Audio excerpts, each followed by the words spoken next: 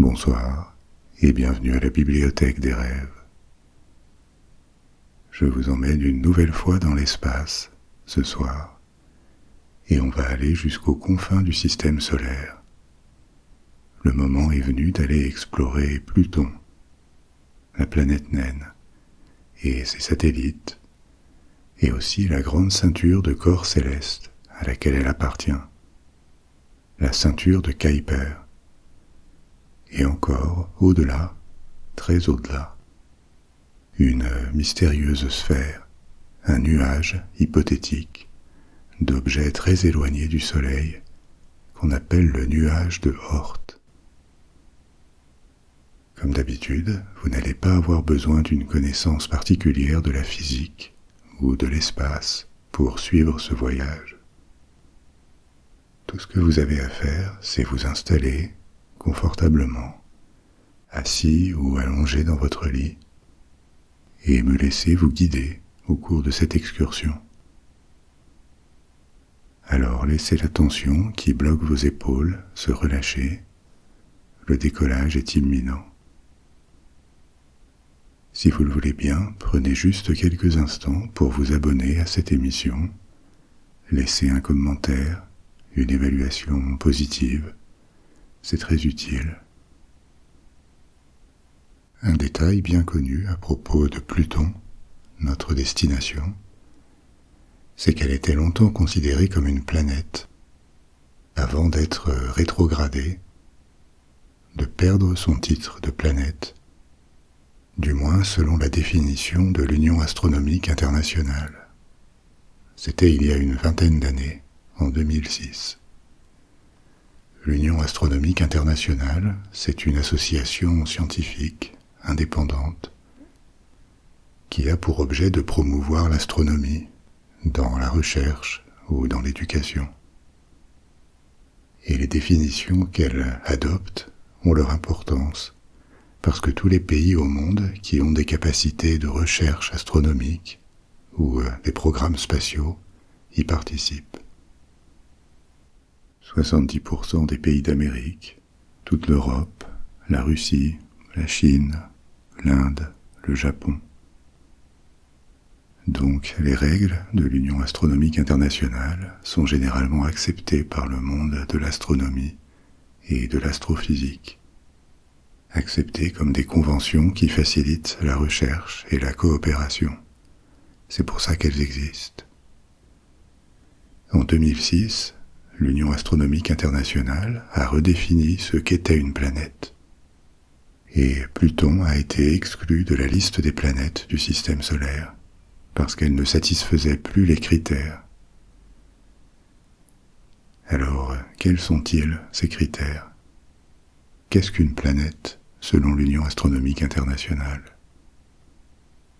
Il y a 3 grands critères. Déjà, ça doit être un corps qui orbite directement autour du Soleil, c'est-à-dire que le satellite d'une planète ne peut pas être lui-même une planète, quelle que soit sa taille, parce qu'avant de tourner autour du Soleil, il tourne autour d'un autre corps. Selon ce critère, Pluton pourrait être une planète, parce qu'elle orbite directement autour du Soleil. Critère numéro 2, il faut que le corps soit rond. Et ça, c'est un critère de masse, parce que les corps n'adoptent cette forme ronde qu'à partir d'une certaine masse. Je vous en ai parlé dans nos voyages spatiaux antérieurs. Les corps prennent cette forme ronde spontanément à cause de l'équilibre entre la gravitation, qui comprime, et la tendance de la matière à occuper de l'espace.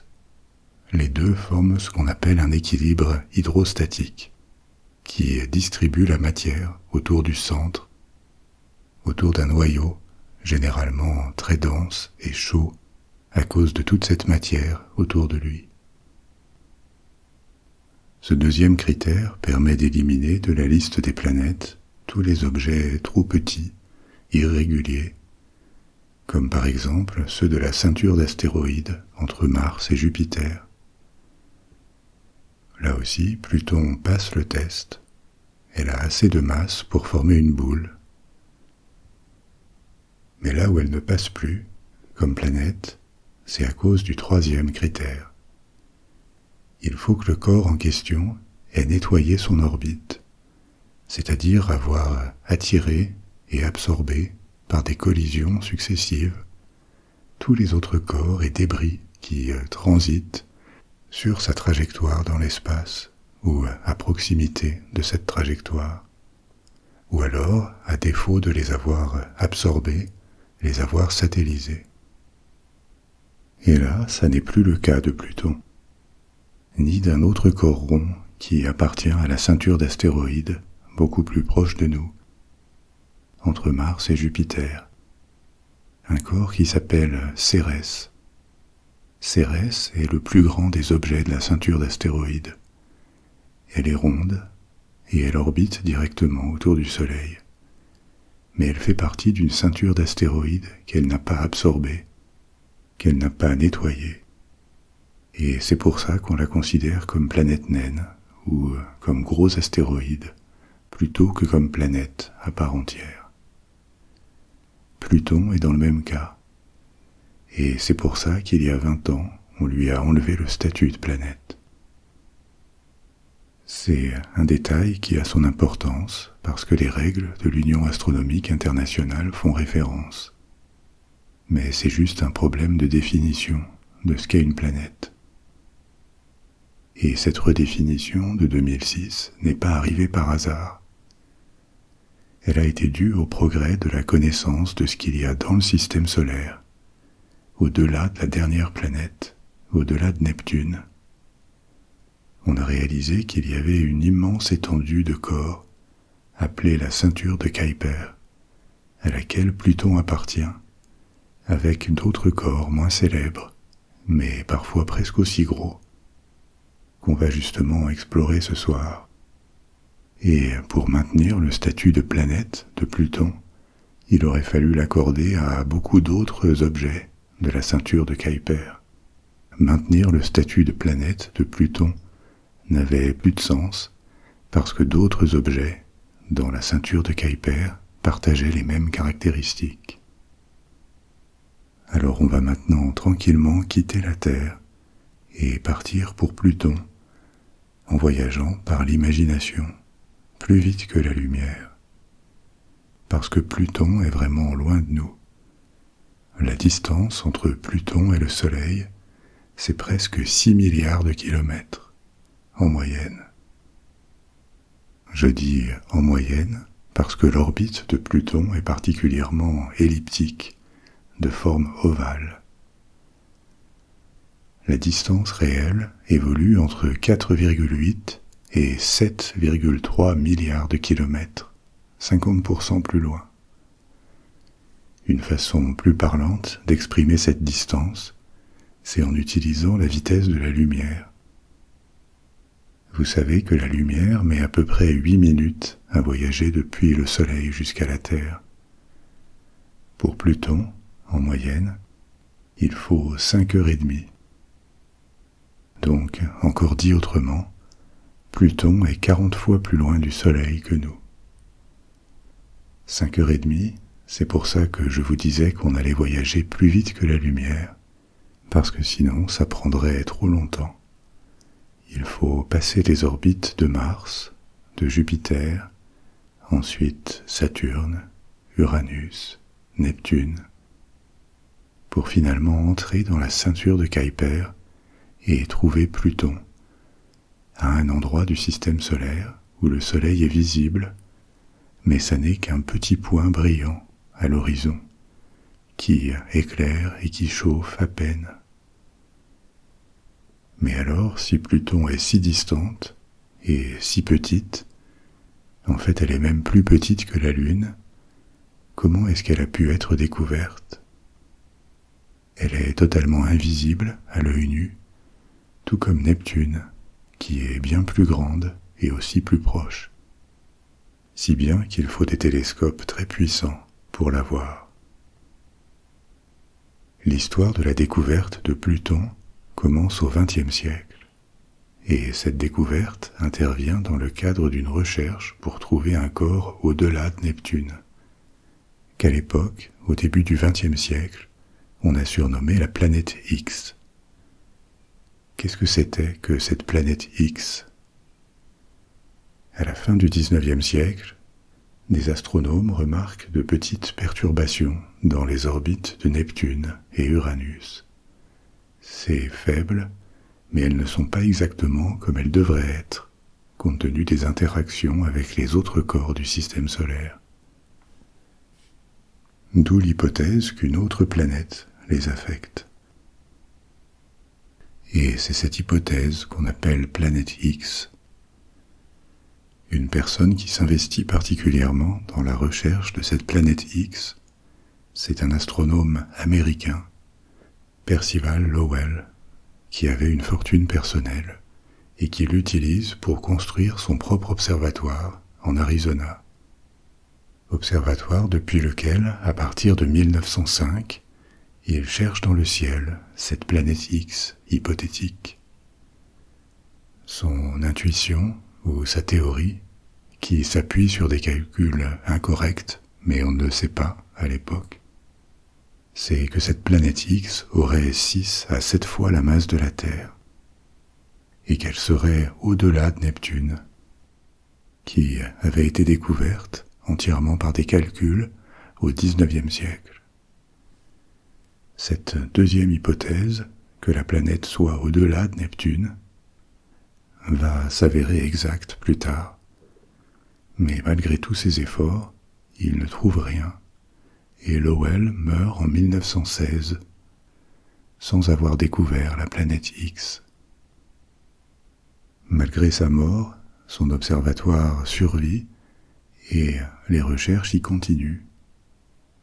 13 ans plus tard, en 1929, un jeune astronome qui s'appelle Clyde Tombaugh remarque qu'un petit point, à peine visible, s'est déplacé dans le ciel sur des plaques de photographie qui ont été prises au télescope à 6 jours d'intervalle. Pour que ce point se soit déplacé, visiblement, et en si peu de temps, il ne peut pas être une étoile lointaine. Il devrait s'agir d'un corps beaucoup plus proche de nous.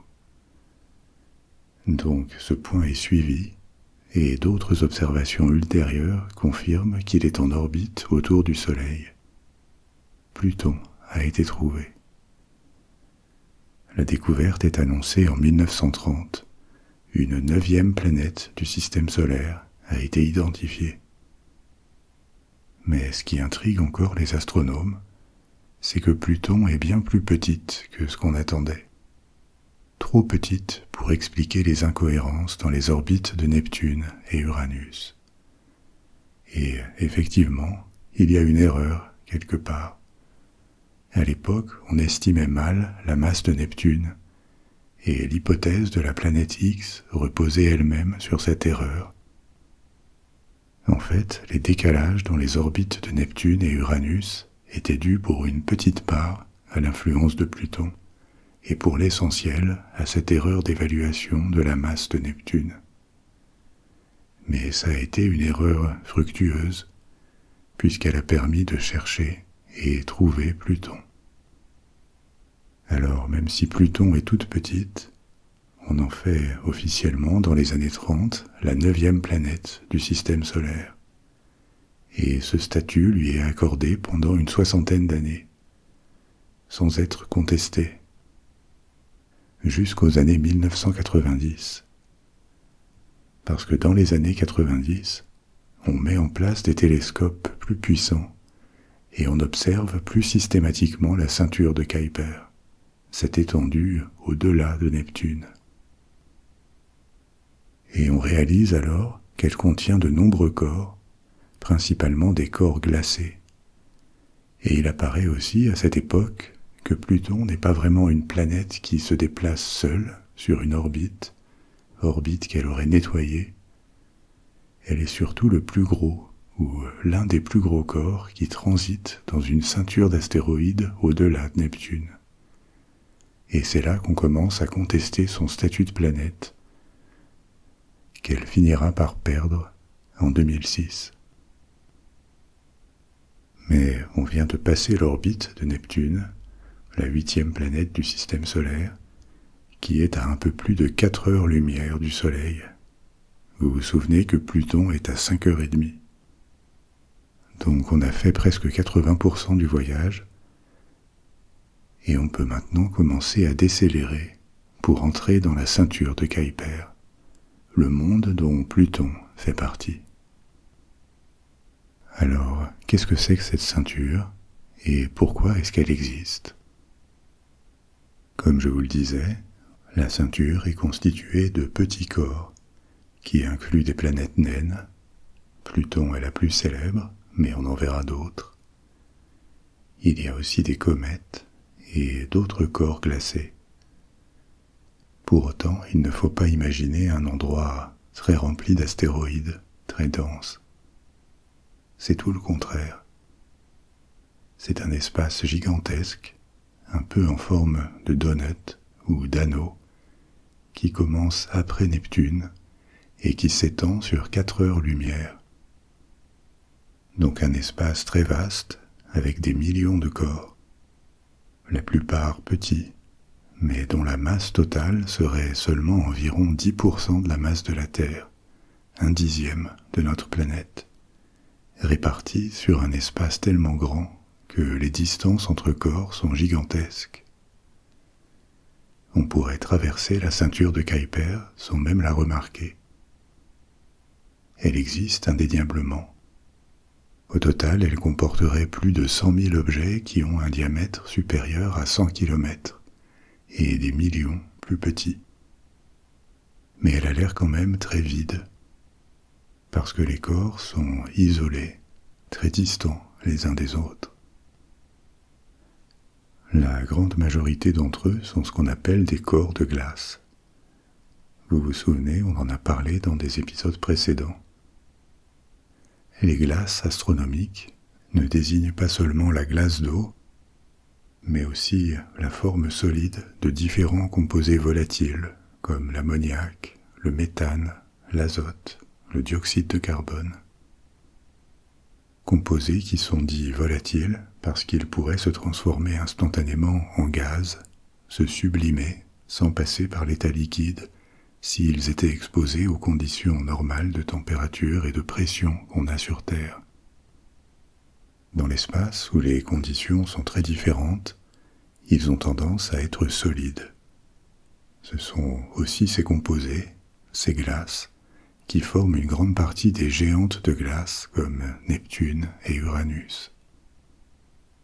Ces planètes ne sont pas des blocs de glace solides, comme leur nom de géantes de glace pourrait laisser penser. Elles sont plutôt une sous-catégorie de géantes gazeuses, comme Jupiter, avec une composition différente.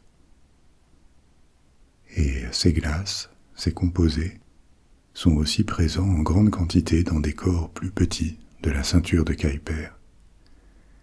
Et d'ailleurs, je vous parlais des comètes qui y résident. La queue des comètes est en fait composée de ces glaces. Quand une comète est loin du Soleil, elle ressemble simplement à un astéroïde.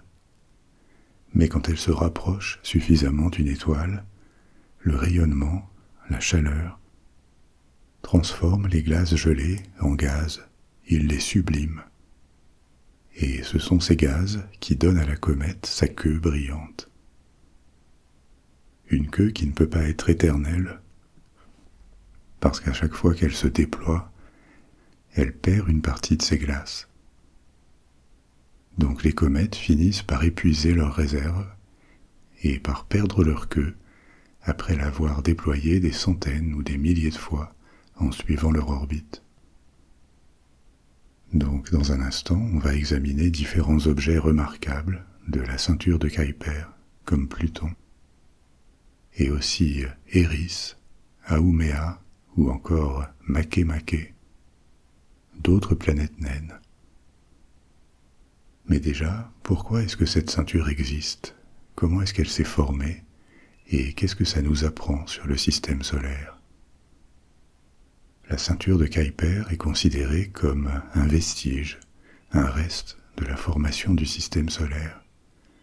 Et ça, c'est intéressant parce que ça veut dire qu'elle contient des matériaux qui datent de cette période de formation et qui n'ont connu depuis que des altérations minimales, parce que la chaleur et la lumière du Soleil qui leur parviennent sont très faibles, comparées aux planètes du système solaire et leurs satellites.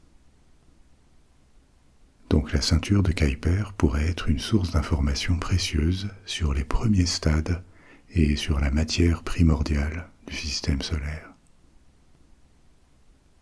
Le consensus scientifique établit que le système a un âge d'environ 4,6 milliards d'années et que son processus de formation a commencé avec ce qu'on appelle un disque protoplanétaire, un disque d'accrétion, une gigantesque étendue de gaz et de poussière provenant d'une nébuleuse.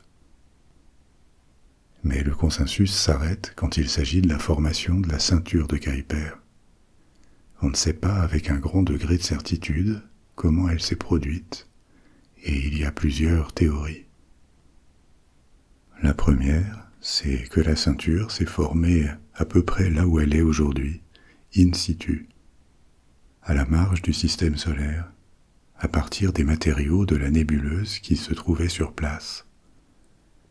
Là encore, ces théories sur la formation du système solaire sont des choses dont je vous ai déjà parlé. Mais pour se rafraîchir la mémoire, la théorie standard sur la formation du système, c'est que le processus commence avec l'effondrement sur lui-même d'un nuage de matière en suspension dans l'espace, des gaz et des poussières qui auraient commencé à se condenser et à tourner sur eux-mêmes en formant un disque.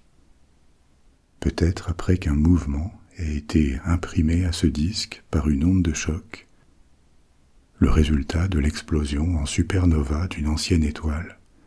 On pense que ces ondes de choc sont le déclencheur de la formation de nouveaux systèmes. Donc ce disque en rotation, ce disque d'accrétion, parce que, alors qu'il tournait sur lui-même, la matière se concentrait en son centre, la plus grande partie de sa matière, en définitive, plus de 99%, se serait retrouvée au centre du disque, donnant naissance à une nouvelle étoile, au Soleil. Autour de lui, sur différentes orbites, les planètes se seraient formées avec ce qui restait de matière. Elles auraient nettoyé leurs orbites en absorbant ou en satellisant ce qu'il y avait dessus. C'est juste le concept général. Les modèles de formation du système solaire sont plus complexes que ça. Parce qu'au cours de ce processus, qui aurait pris quand même des millions d'années, des astéroïdes et des planétoïdes auraient aussi changé d'orbite en s'éloignant ou en se rapprochant du Soleil. Des bombardements d'astéroïdes auraient aussi eu lieu sur les planètes déjà formées. Donc cette histoire a sans doute été mouvementée. Mais même si les détails et la chronologie sont toujours débattus, c'est l'idée générale, un disque d'accrétion qui se transforme en une étoile et des planètes autour. Donc selon ce premier scénario, sur la ceinture de Kuiper, la partie du disque d'accrétion qui s'étendait au-delà de l'orbite de Neptune, en quantité de matière pas grand-chose, cette partie du disque serait restée là où elle était et aurait aussi connu une certaine accrétion, formant des planètes naines et des corps plus petits, y compris des corps glacés, puisque le froid extrême maintenait sous forme solide les composés volatiles. Et depuis, la ceinture serait restée à peu près inchangée. Un indice qui vient à l'appui de ce scénario, c'est que beaucoup de corps de la ceinture ont une orbite circulaire autour du Soleil, ou à peu près circulaire, contrairement à Pluton, qui a une orbite très elliptique, on va en reparler. Ces orbites circulaires, assez régulières, tendent à prouver que les corps se sont formés à cette distance du Soleil, là où ils sont aujourd'hui. Parce que des orbites très elliptiques tendent plutôt à apparaître après des turbulences, quand un corps est expulsé d'une orbite qu'il occupait pour se placer sur une autre, ou alors comme le résultat d'une collision importante, ou parce qu'il a été influencé par un autre corps alors qu'il avait déjà une vitesse importante. Mais ça ne semble pas avoir été beaucoup le cas dans la ceinture de Kuiper. Et donc l'idée qu'elle se soit formée in situ a un certain sens. Un autre indice qui va dans le même sens, c'est la composition chimique des corps de la ceinture.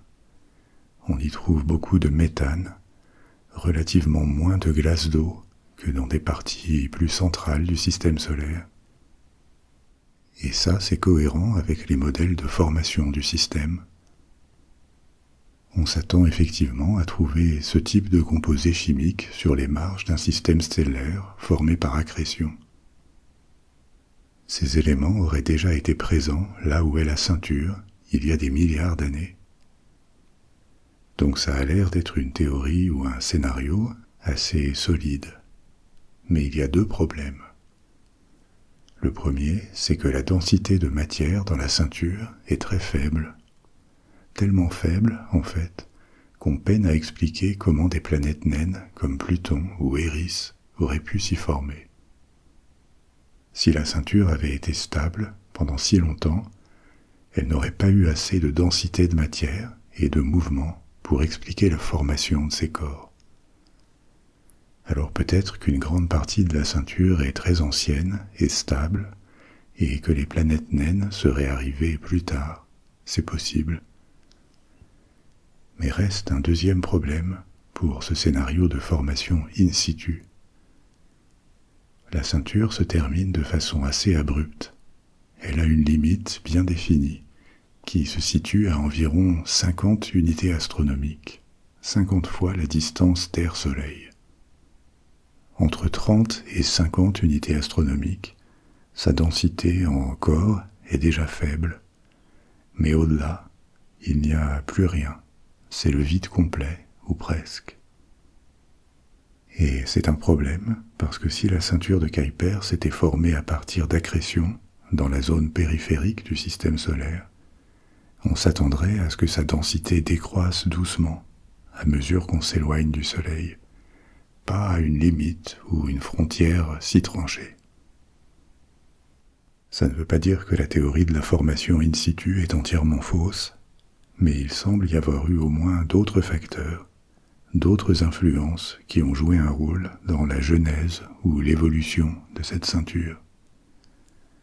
Donc la formation in situ ne fonctionne pas si bien à elle seule.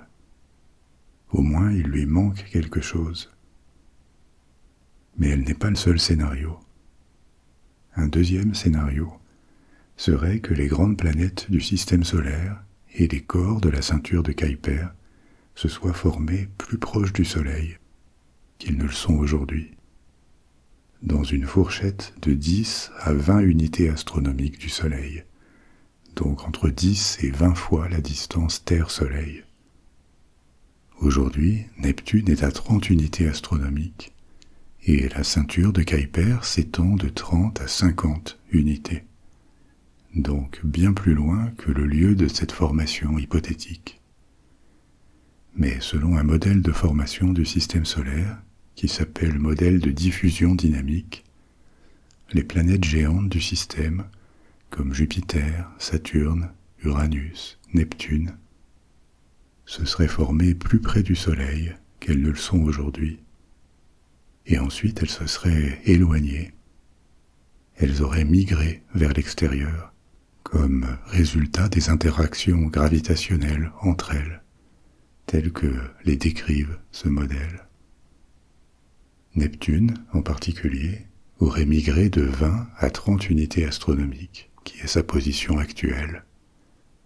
Et alors qu'elle partait plus loin du Soleil, sa gravitation aurait éparpillé plein de planétésimaux et de petits corps vers l'extérieur du système solaire, créant la ceinture de Kuiper. Ça paraît donner une grande influence à Neptune, mais souvenez-vous que toute la ceinture ne représente qu'un dixième de la masse de la Terre. C'est très peu en comparaison de la masse de Neptune. Un point fort de ce modèle, c'est d'expliquer les résonances orbitales entre Neptune et différents corps assez nombreux qui orbitent au-delà de Neptune, dont Pluton. La résonance, c'est-à-dire la synchronisation des orbites. Donc ce modèle de diffusion dynamique décrit un processus de formation de la ceinture plus mouvementé. Et c'est aussi une force parce que ça permet d'expliquer que certains corps, comme Pluton, aient des orbites elliptiques assez prononcées, ou que des planètes naines puissent exister dans un espace aussi vaste et peu dense en matière. Elles se seraient en fait formées ailleurs, plus près du Soleil, pas où elles sont aujourd'hui. En dehors de Neptune et de la ceinture de Kuiper, le modèle de diffusion dynamique explique d'autres phénomènes. Par exemple, le fait que Jupiter ait ce qu'on appelle des astéroïdes troyens. Les troyens, ce sont des astéroïdes qui sont sur l'orbite d'une planète autour du Soleil et qui restent toujours à même distance de la planète, avant ou après, sur l'orbite. Ils la suivent ou ils la précèdent. Ce modèle permet d'expliquer pourquoi les Troyens existent. Donc c'est là aussi un scénario intéressant pour expliquer la formation de la ceinture. Mais modèle qui a quand même ses faiblesses, notamment tous ces corps avec des orbites quasi circulaires autour du Soleil, dont je vous parlais, qui peuplent la ceinture.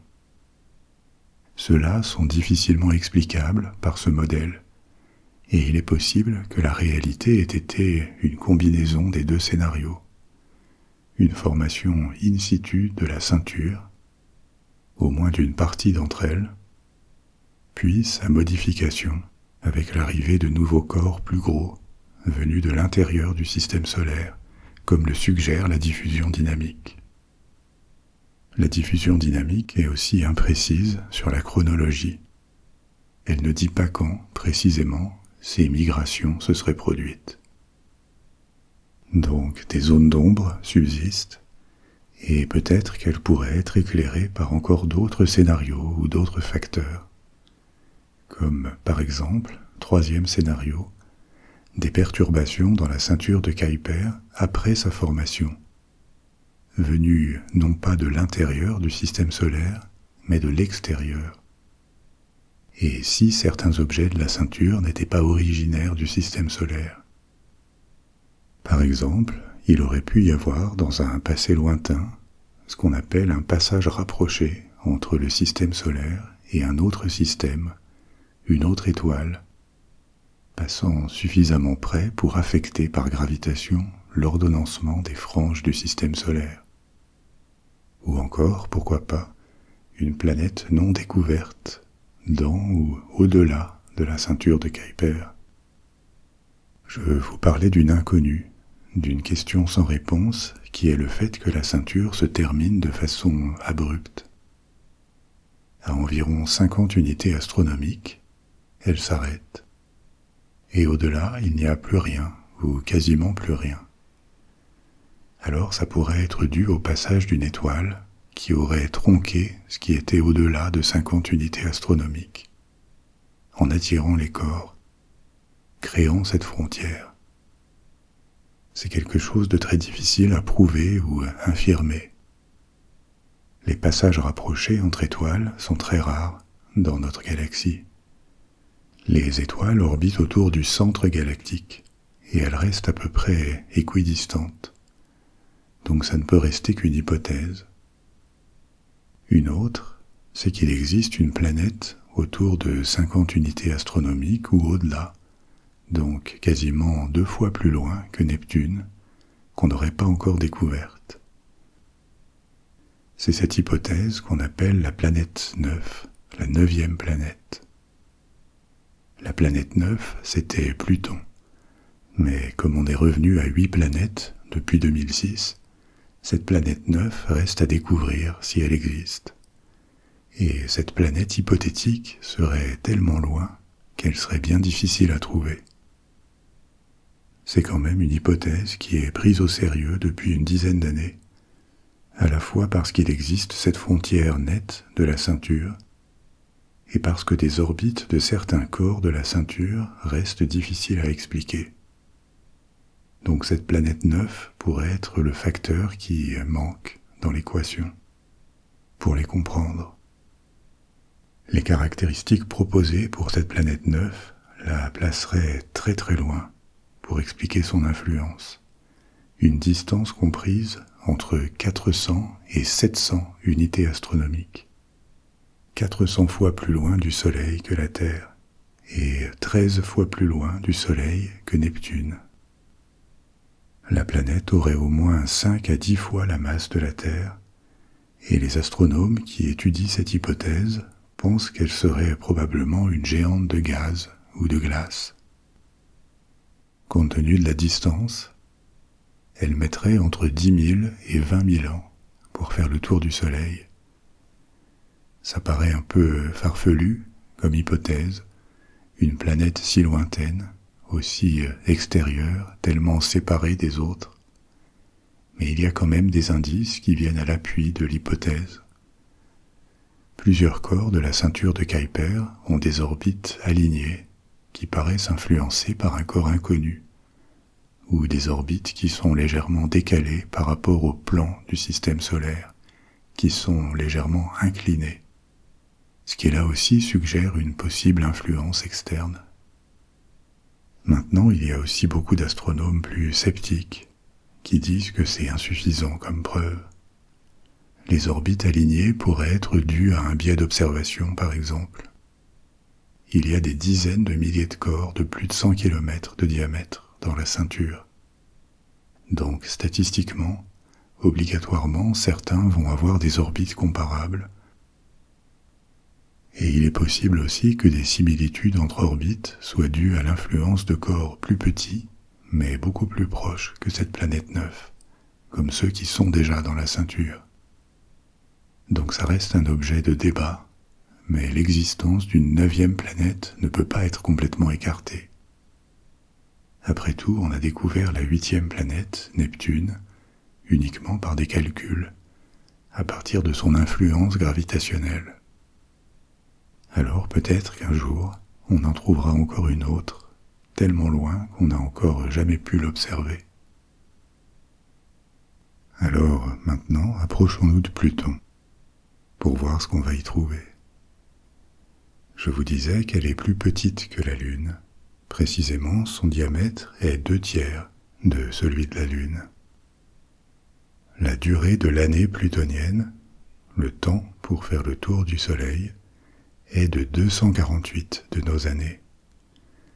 En 2015, la surface de Pluton a été cartographiée par une sonde, New Horizons, ce qui a révélé une géographie assez diverse.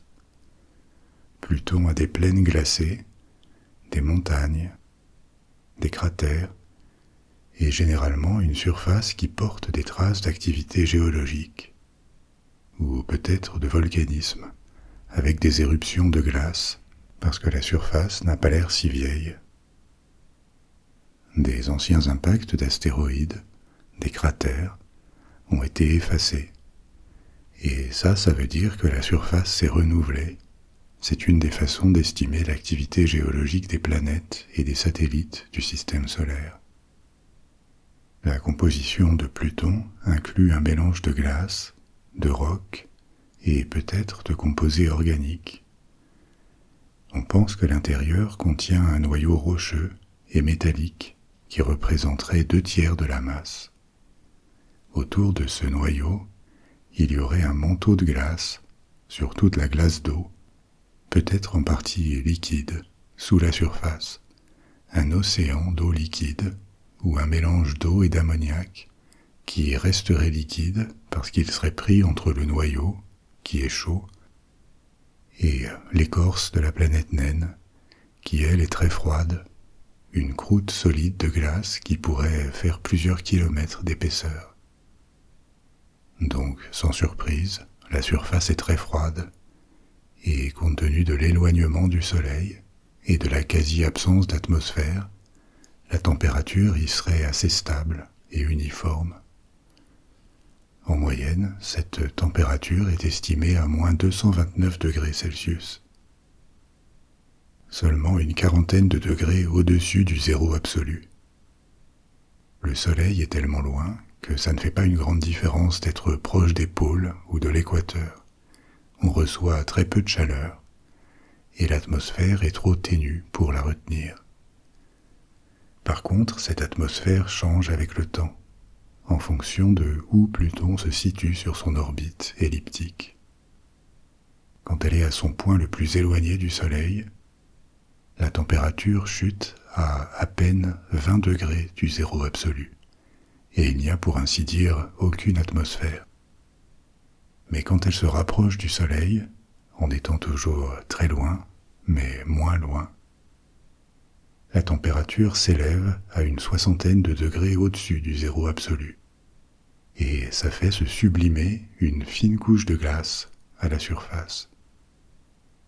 Les glaces se transforment en gaz, et elles forment une atmosphère temporaire qui se dissipe assez vite dans l'espace, parce que la petite masse de Pluton n'est pas suffisante pour les retenir. Donc ces gaz se perdent, ou alors quand Pluton s'éloigne à nouveau du Soleil, elles redeviennent solides et elles retombent à la surface. Ce cycle se répète au cours de chaque révolution, un cycle de 248 ans. Je vous disais qu'il pourrait y avoir un océan sous la surface, sous la couche de glace très épaisse qui couvre Pluton. Comme beaucoup de corps du système solaire, depuis la ceinture d'astéroïdes entre Mars et Jupiter, en passant par les satellites de Jupiter ou de Saturne, on pense que Pluton pourrait avoir cet océan liquide avec un fond relativement chaud, un plancher océanique chauffé par le noyau de la planète. Pourquoi ce noyau est-il chaud? La chaleur dans le cœur d'une planète ou d'un satellite d'assez grande taille vient de deux choses. Déjà, il y a une chaleur résiduelle qui est restée prisonnière depuis la formation qui s'est faite par des collisions qui ont libéré beaucoup d'énergie. Et à cette chaleur prisonnière s'ajoute l'effet de la radioactivité. Dans la composition du noyau entrent aussi des matériaux, des atomes fissiles, c'est-à-dire assez gros et instables, susceptibles de fissionner naturellement, en libérant de l'énergie sous forme de mouvement, de l'énergie cinétique, des particules qui se déplacent, et de la chaleur.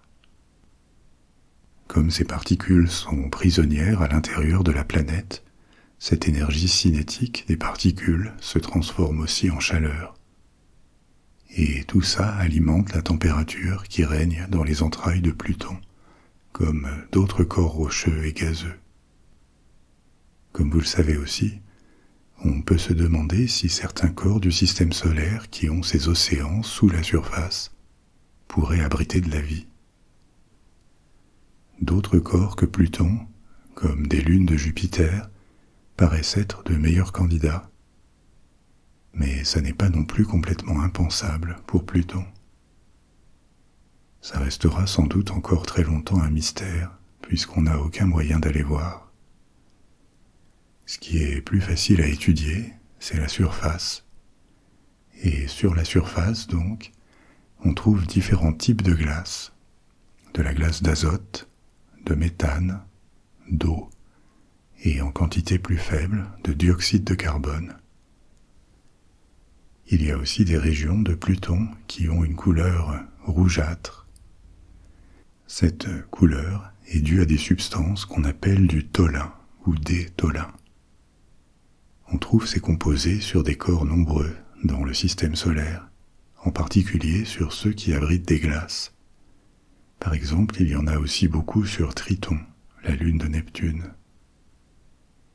Les tholins, ce sont des composés complexes, de grosses molécules de différents types, qui apparaissent quand des molécules de grande taille, des polymères, qui comportent de l'ammoniac ou du méthane, sont irradiés par des rayons UV et d'autres rayons cosmiques émis par le Soleil.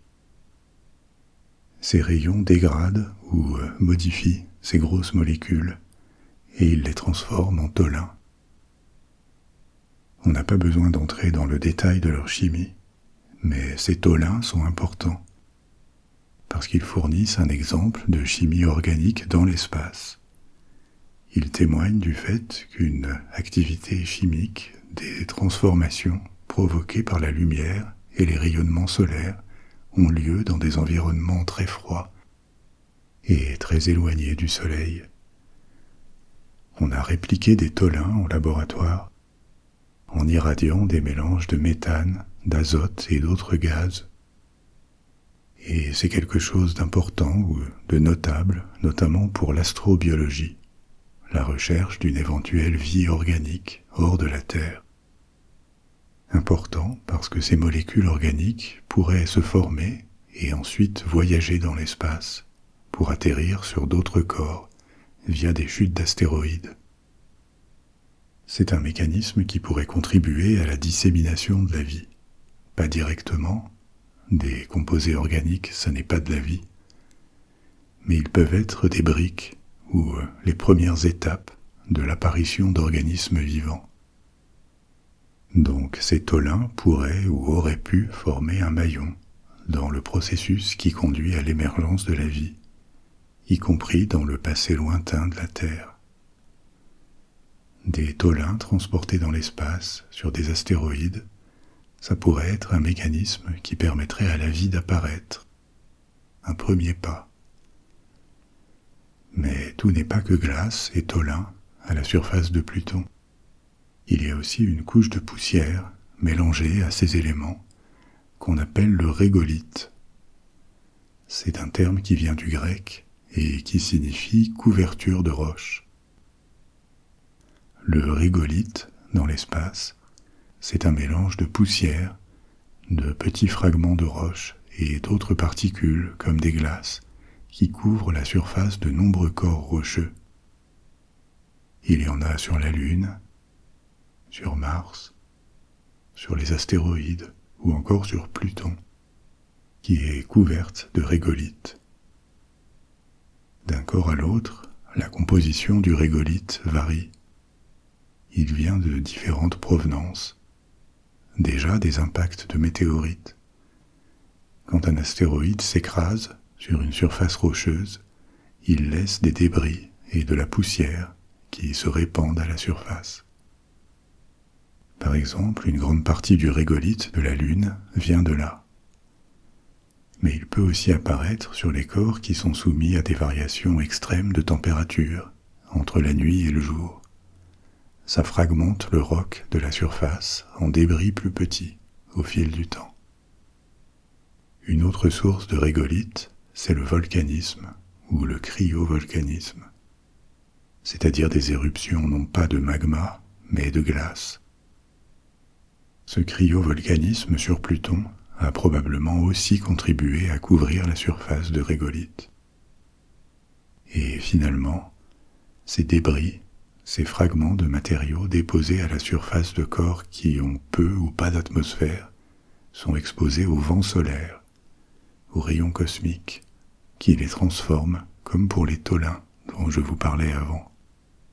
C'est le résultat de ces différents processus qui fait que Mars, la Lune et de nombreux satellites dans le système solaire se soient couverts de ces matériaux qui vont d'une poudre fine à des cailloux en fonction du corps et de son histoire.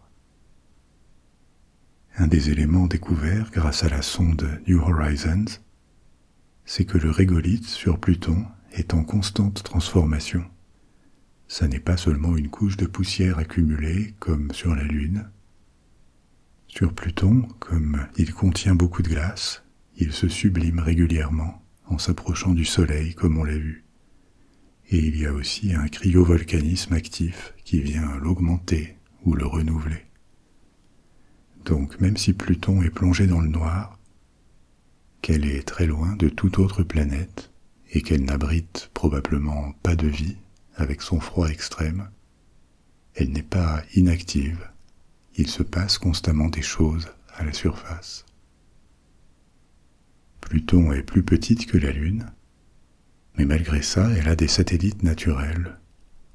On en connaît 5, et seulement le plus grand, Charon, a été découvert par des télescopes installés sur Terre. Les 4 autres ont été observés avec le télescope Hubble depuis 2005. Hubble est situé dans l'espace. Charon est proportionnellement grand pour un satellite. Il a la moitié du diamètre de Pluton et 12% de sa masse, ce qui est suffisant pour que leur centre de masse conjoint soit en dehors de Pluton. Donc techniquement, on considère Charon comme satellite de Pluton parce qu'il est plus petit, mais les deux orbitent autour de leur centre de masse commun, qui leur est extérieur. Donc ils forment un système binaire, comme une double planète naine, qui orbite chacune autour d'un centre de masse situé dans l'espace. Charon a été découvert en 1978 et il est en verrouillage gravitationnel avec Pluton. C'est-à-dire que les deux corps se présentent toujours la même face, comme la Terre avec la Lune. La composition de Charon serait similaire à celle de Pluton, mais probablement sans océan sous la surface. Les autres satellites sont plus petits et pas assez grands, pas assez massifs pour devenir des boules par équilibre hydrostatique. Ce mécanisme dont on a parlé avant, qui fait adopter une forme ronde au corps d'une masse suffisante. Donc ces satellites sont irréguliers et ils ont été découverts depuis les années 2000. On les a appelés Styx, Nix, Cerbère et Hydre. On pense que leur composition est dominée par la glace d'eau. Je vous disais que l'orbite de Pluton était elliptique, mais aussi inclinée. Elle n'est pas alignée sur le plan du système solaire. Qu'est-ce que ça veut dire? Et qu'est-ce que c'est que ce plan du système solaire? On a tous vu des représentations du système. Il est à l'horizontale, plat. Il forme une sorte de disque avec le Soleil au centre et les planètes qui tournent autour. Et ces planètes sont alignées sur un même plan. Elles ne passent pas au-dessus ou en dessous du Soleil. Dit autrement, le système solaire forme un disque et pas une sphère. Et ce même type d'arrangement va bien au-delà du système solaire. Les autres systèmes qu'on a observés, et aussi les galaxies, s'ordonnent sous forme de disques, beaucoup plus étendues sur un plan qu'elles ne sont épaisses. Cet ordre, sous forme de plan, n'est pas parfait pour autant. Il y a des planètes dont les orbites dévient très légèrement du plan. Dans le cas du système solaire, on appelle aussi ce plan l'écliptique. Et parfois, certains corps dévient de l'écliptique de façon marquée. C'est le cas des comètes, et aussi de Pluton, qui dévie de 17 degrés. Mais pourquoi? Pourquoi cet arrangement spontané sur un plan, et pourquoi ces petites ou grandes déviations de certains corps plus petits? Après tout, les systèmes stellaires pourraient former des sphères, et pas des disques. C'est dû aux lois de la physique, et par ailleurs au processus de formation des systèmes.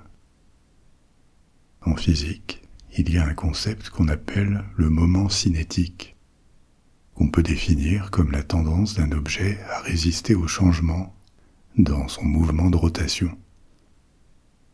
Une fois qu'un objet est en rotation, il a tendance à y rester, et cette rotation se conserve.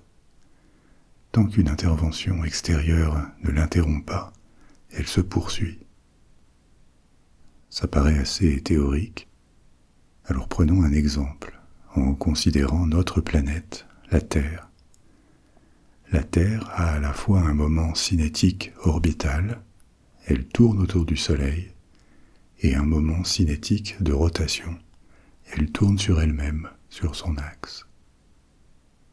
La Terre fait ces deux mouvements constamment, sans intervention extérieure, ni sans force qui la propulse pour qu'elle les maintienne.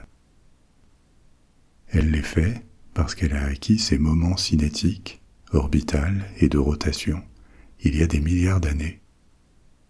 Et comme rien ne l'arrête, il n'y a pas de friction dans l'espace, puisqu'il n'y a pas d'air, et elle continue.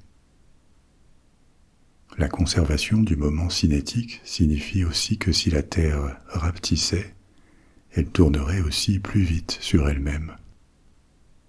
Comme ce qui arrive aux patineurs quand ils sont en rotation. C'est quelque chose que vous avez déjà vu. Les patineurs qui tournent sur eux-mêmes, quand ils rapprochent leurs bras de leur corps, ils se mettent à tourner plus vite. Et inversement, s'ils étendent les bras, la rotation ralentit, sans qu'ils aient besoin de fournir un effort supplémentaire. Ça se produit parce que quand le patineur colle ses bras à son corps, donc réduit son diamètre en tournant, le moment cinétique, qui est le produit du diamètre et de la vitesse, ne change pas. Donc s'il y a moins de diamètre, il y a plus de vitesse, et inversement. Dans le cas qui nous intéresse ici, la conservation du moment cinétique implique que quand un corps a commencé à orbiter autour d'une étoile, sur un certain plan, il va continuer. Pour que ça change, il faudrait une intervention extérieure qui le fasse changer de plan. Ça n'est pas impossible, il peut y avoir des collisions qui vont venir interférer, mais c'est peu commun.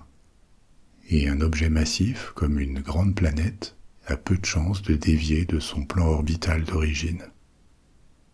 Et ce plan d'origine vient de la formation du système stellaire. Comme on l'a vu avant, au départ, ça commence avec un disque, parce que quand une grande quantité de matière se concentre et tourne sur elle-même, elle adopte naturellement la forme d'un disque. La rotation la fait s'étaler vers l'extérieur, à cause de la force centrifuge, et s'aplatir.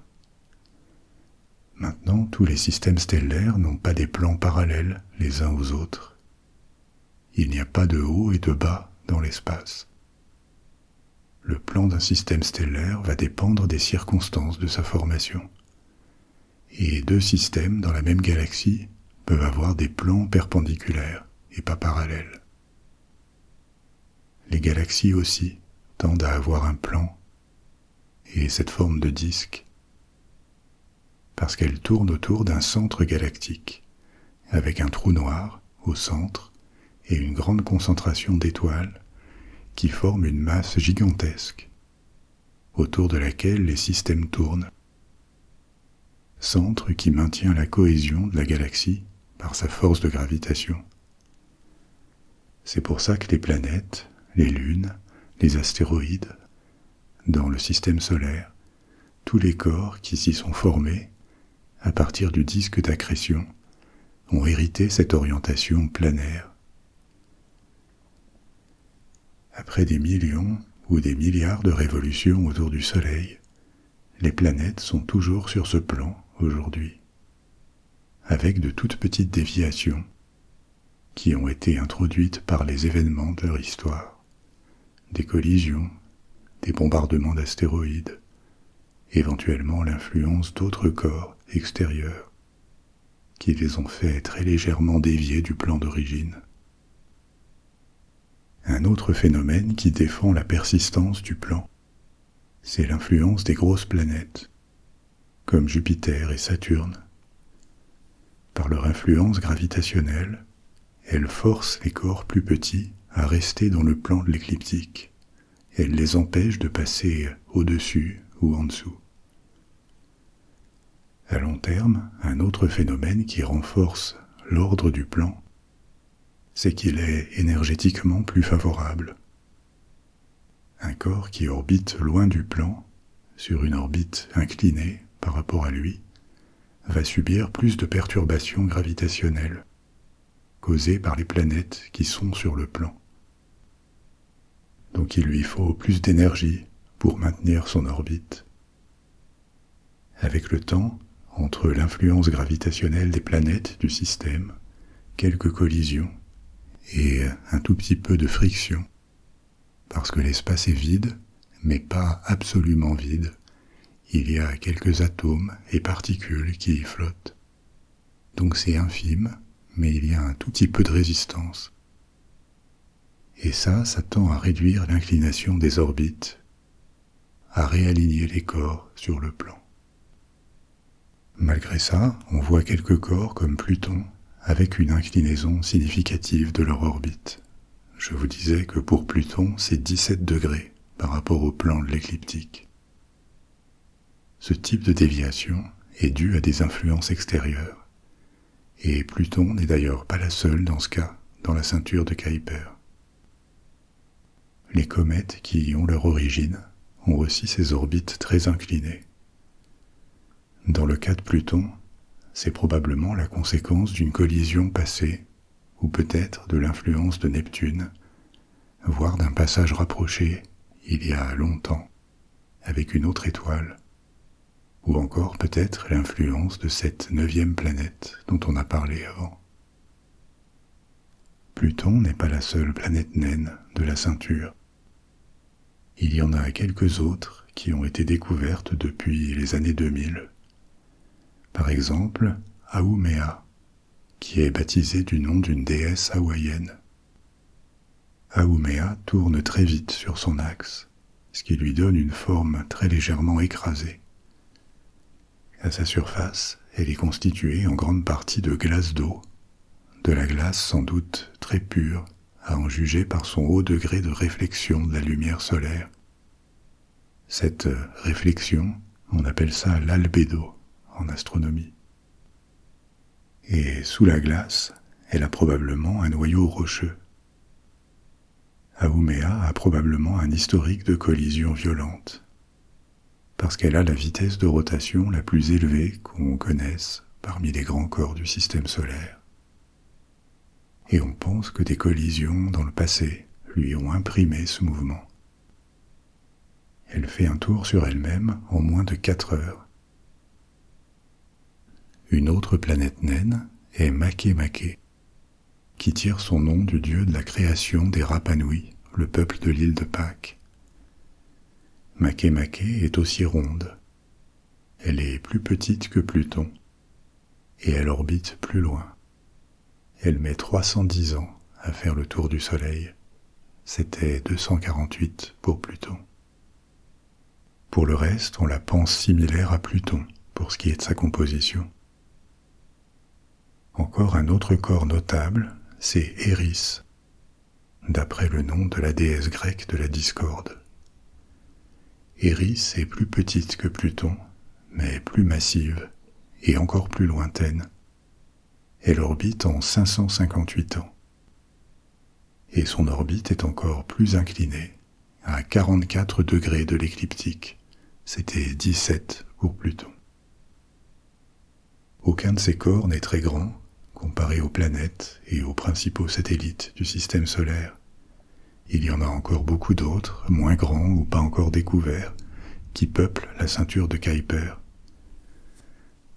et nous informent que le système solaire ne se termine pas avec Neptune. Il y a un autre monde au-delà de Neptune.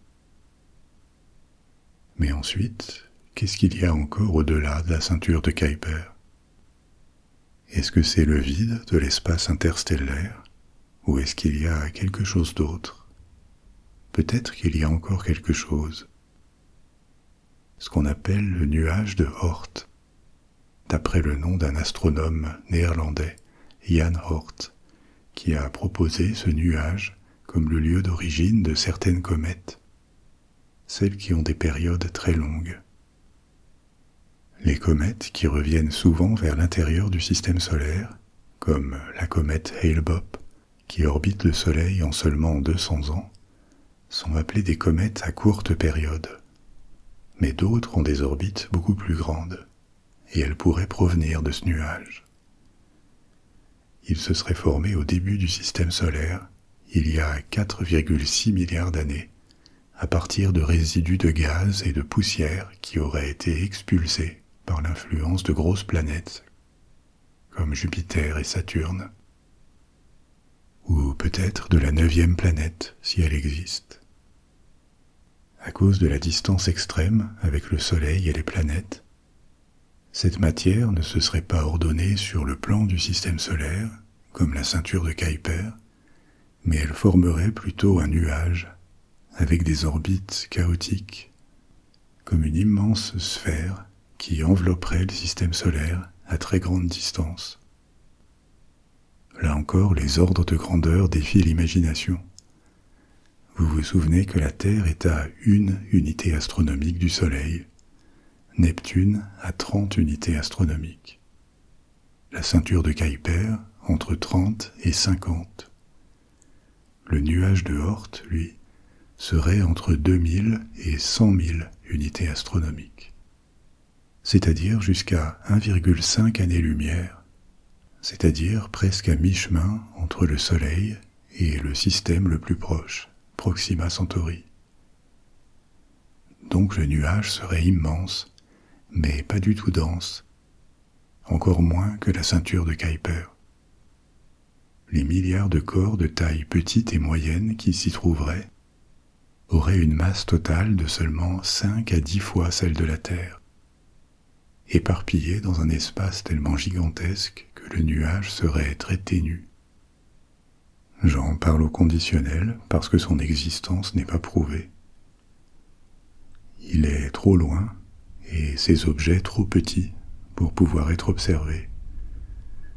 Son existence est une hypothèse issue des modèles de formation du système solaire et de l'existence de certaines comètes et leur trajectoire qui suggèrent qu'il pourrait exister. Mais aucun vaisseau, y compris New Horizon qui a survolé Pluton, n'est jamais allé aussi loin.